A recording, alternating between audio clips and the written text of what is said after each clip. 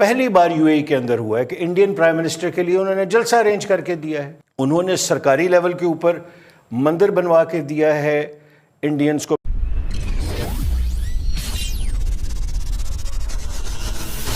Hello guys, جے ہند. کیسے دوستو؟ Welcome مائی YouTube channel Hindustan special. Bharat اور یو اے کے سبند بہت گہرے اور پرانے ہیں. ان سبندوں سے پاکستان کو بہت دقت ہے. بھارتیوں کو یو اے ای میں بہت سامان ملتا ہے اور انڈیا کی انویسٹمنٹ بھی یو اے ای میں بہت زیادہ ہے. اس کے وپریت پاکستانی منتری صرف وہاں بھیک مانگنے جاتے ہیں، اس لیے ان کو وہاں کوئی پوچھتا بھی نہیں. اس بار عمران کا ایک منتری زلفی بخاری یو اے ای گیا اور اس نے بھارت کے خلاف جھوٹا پروپیگنڈا کرنے کی کوشش کی. یو اے ای والوں نے اس کو منہ تک نہیں لگایا اور پاکستانی ورکرز کو بھی یو اے ای آنے کی پرمیشن نہیں دی. اس ویڈیو میں رضوان راضی اور اس کے پینل نے اور کیا کہا، تو چلیے دوستو آج کی ویڈیو کی طرف چلتے ہیں. Thank you. اور جو کہ زلفی بخاری صاحب کو وہاں پہ ہوئی ہے، سکا تو کے جواب دیا جی انہوں نے. ہم گئے تھے کہ جی 4 بندے اب کرونا کے بعد کھلنے لگے ہیں تو کوئی 4 بندے ہمارے لے لیں، کم از کم ایجنڈا یہی کیا گیا. لیکن اس کے حوالے سے کوئی پازیٹیو رسپانس نہیں آیا. جو ہے یہی وجہ ہے کہ یو اے ای نے ہمیں بڑے آرام سے سفید جھنڈی کروائی ہے. انہوں نے کہا جی جب ہوگا، جب دیگ پک جائے گی تو پھر آ کے لے جائیے گا، فی الحال تو دیگ پکن رہی ہے. یہ ڈیسیشن جو ہے کہیں جانے کا، یہ پرائم منسٹر صاحب کرتے ہیں یا فارن آفس کرتا ہے ان کی رہنمائی کے اندر. زلفی بخاری صاحب کیونکہ بے انتہا نزدیک ہیں وزیر اعظم صاحب کے اور فرسٹ لیڈی کے، تو ڈیفینیٹلی جس جگہ وہ گئے ہیں، ہمارا جو سفارت خانہ ہے اس کی تو جان نکل گئی ہوگی. انہوں نے تو ہر لیول کے اوپر میٹنگ ارینج کرنے کی کوشش کی ہوگی. آپ فرما رہے ہیں کہ گورنمنٹ میں گئے ہیں، گورنمنٹ جو ہے یو اے ای کی اس نے ان کی بات نہیں مانی، تو بظاہر یہی لگتا چلیں. اور میں یہ سمجھتا ہوں یہ بات آپ جو فرما رہے ہیں یہ حقیقت کے نزدیک ہوگی.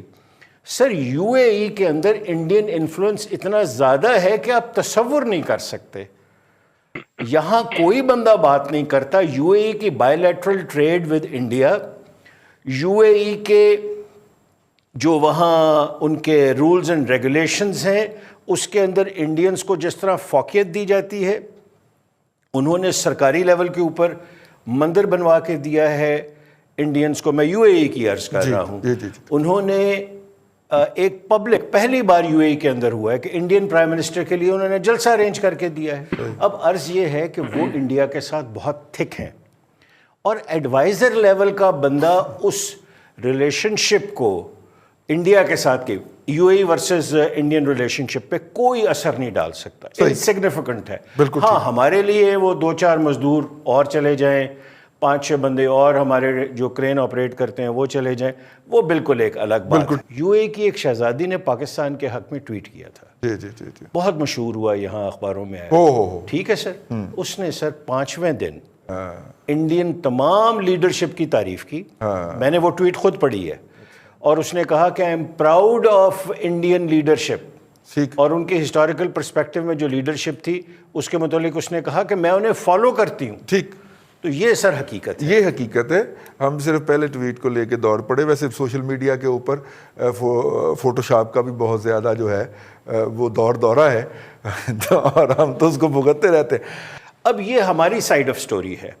دوسری سائیڈ آف سٹوری یہ ہے کہ ان کے فارن آفس جو ہیں وہ گریڈیشن پہ بہت زیادہ بلیو کرتے ہیں. مطلب اگر ایک منسٹر جائے اس کا پروٹوکول بالکل ڈفرینٹ ہے، ایک ہیڈ آف دی اسٹیٹ جائے اس کا بالکل ڈفرینٹ ہے، ایک چیف ایگزیکٹو جائے اس کا بالکل ڈفرینٹ ہے، ایک ایڈوائزر جائے اس کا بالکل ڈفرینٹ ہے. تو انہیں ڈیفینیٹلی جو جس گورنمنٹ میں یہ انہوں نے جا کے اپنا کیس پریزنٹ کیا ہے، ڈیفینیٹلی بات کی ہوگی. ہم جب بھی جاتے ہیں مانگنے کی بات ہی کرتے ہیں نا جی. آج تک میں نے تو نہیں سنا کہ 73 سال میں ہم نے کچھ کبھی دینے کی بات کی ہو. ہمدم درینہ شاید مسکرا رہے ہیں اس بات پہ، لیکن ہم نے کیا کہا ہوگا کہ جی ہمارے بندے لے لیں، ہماری غربت بہت ہے، ہم بڑے اچھے لوگ ہیں، ہم مسلمان ہیں، آپ بھی مسلمان ہیں.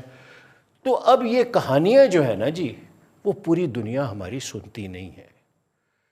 ہم اپنے ڈرائنگ روم کے، اپنے ملک کے اندر رہ کے بڑی بڑی باتیں کرتے ہیں، لیکن جب ہم باہر جاتے ہیں تو اتنی تلخ حقیقتیں ہیں کہ ہم واپس آ کے ان کا ذکر تک نہیں کرتے.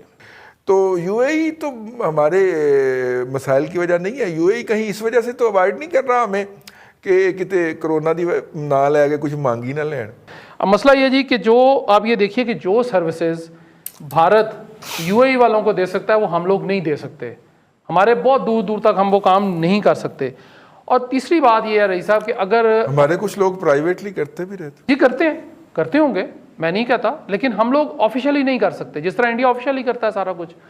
उनकी तजारत भी बहुत ज़्यादा है हमारे से, उनके वहाँ पे जो है इकोनॉमिक जो होते हैं उनके कल्चरल रिलेशन मफादात हैं वो बहुत ज़्यादा हैं, उनके कल्चरल रिलेशंस बहुत ज़्यादा हैं, उनके ताइफे देख लें, हमारे ताइफे देख लें। बात ये है कि यार ऑन रिकॉर्ड आ चुका है ये बंदा कि चाइना में इसको मीटिंग से उठा दिया गया था, ठीक है।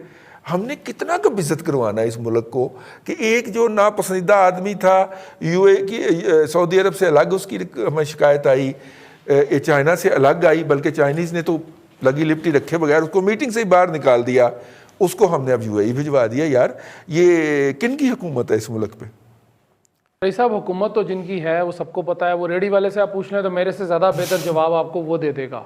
मैं शायद हो सकता है कि अगर कोई ऐसी बात कहूँ तो मेरे लिए मुश्किल आ जाए। अभी 24 घंटे पहले मतीउल्लाह जान साहब जो हैं बाजियाब हुए हैं, इसको तो रहने दें। 1 साल पहले मैं हुआ, 1 साल पहले आप हो गए थे। अच्छा, अब बात यह है जी कि जुल्फी बुखारी साहब का आप कह रहे हैं, देखें जी वो जो चूरन बेचने गए थे वो उस मिकदार में नहीं बिका जिस मिकदार में वो लेकर गए थे। कोई नहीं, उनके उतने पेट में दर्द नहीं था यूएई वालों के ना, इसलिए कम बिक गया। एक बात चौधरी ज़हीर साहब ने कही है जी कि बॉल इमरान खान की कोर्ट में है, बिल्कुल दुरुस्त कहा उन्होंने, मैं इनसे 100% नहीं बल्कि कई लाख फीसद एग्री करता हूँ, लेकिन इमरान खान उस कोर्ट में नहीं है, कोर्ट में कोई और बंदा है। अच्छा। खान साहब बहुत दूर हैं, बल्कि वो रश में कहीं फंसे हुए हैं, पता नहीं वो अंडरपास बनेगा कभी, शायद उसके नीचे से आएंगे या ऑरेंज ट्रेन चलेगी तो उस पर बैठ के आएंगे, लेकिन पता कोई नहीं है। बीआरटी का रूट भी चल रहा है, हीरो ने ही चलानी है हुकूमत, हमें इस पर कोई इतराज़ नहीं है, मुझे कम अज़ कम इतराज़ नहीं है कि मशीर चलाएं। हो सकता है वो उस बंदे से जो चौधरी गुलाम सरवर साहब हैं, जो वजीरे क्या है जी, बाजी पता नहीं, शोबाजी नहीं कुछ और, हवाबाजी, सॉरी मैं माजरत चाहता हूँ जी, मैं अल्फाज बाबा, वजीर हवाबाजी, उनसे बेहतर हो सकता है कि कोई मशीर ऐसा हो जो चला ले। हो सकता है कि नदीम बाबर साहब बेहतर पेट्रोल की सूरत हाल कर दें, अगर वजीर होता तो शायद वो 150 रुपये कर देता, उन्होंने 100 रुपया करा दिया। गुज़िश्ता दिनों मैंने ईरान की एक एयरलाइन के ऊपर लिखा हुआ देखा, बादा पैमाई हवाबाजी का पर्शन था, मुझे बहुत प्यारा लगा, बहुत प्यारा लगा। उनकी जो नेशनल एयरलाइन है उसके ऊपर लिखा होता है। अब उसमें यह जी कि मशीर बिल्कुल चलाएं, हमें उस पर कोई इतराज़ नहीं है, लेकिन गवर्नेंस तो बेहतर कर लें ना। मशीर तो हमारे जो जाली डिग्री होल्डर, मुबैना तौर पर जाली डिग्री होल्डर वफाकी वज़रा हैं, उनसे भी गए गुजरे काम कर रहे हैं जी। सही। अब बुखारी साहब का कारोबार क्या है वाकयातन मुझे भी नहीं पता, सुना है कि जी प्रॉपर्टी में कोई लेन देन करते हैं, कोई इस हिसाब से कुछ करते हैं, पता नहीं पुराने घर खरीदते हैं। आखिरी इत्तला तक उन्होंने चाइना और सऊदी अरब में लंदन की प्रॉपर्टी बेचने की कोशिश जी मैंने यही मैं बता रहा हूँ, वो वहाँ पे जो उनके थे, जो बादशाह हैं और उनके शहजादगान हैं, उनके ऊपर कर रहे थे। इसी तरह वहाँ जो बिजनेसमैन थे जब ये गए हैं तो बिजनेसमैन के साथ इन्होंने कहा जी कि मेरे पास वहाँ प्रॉपर्टीज हैं, आप वो देखें, मैंने बड़ा अच्छा उनको रेनोवेट किया, बड़ी बड़ी वो ह्यूज किस्म के मेंशंस हैं, पुराने हिस्टोरिक मेंशंस भी मेरे पास हैं। इस तरह के काम उन्होंने किए तो उन्होंने उनको उनकी शिकायत कर दी, बिल्कुल होनी चाहिए थी।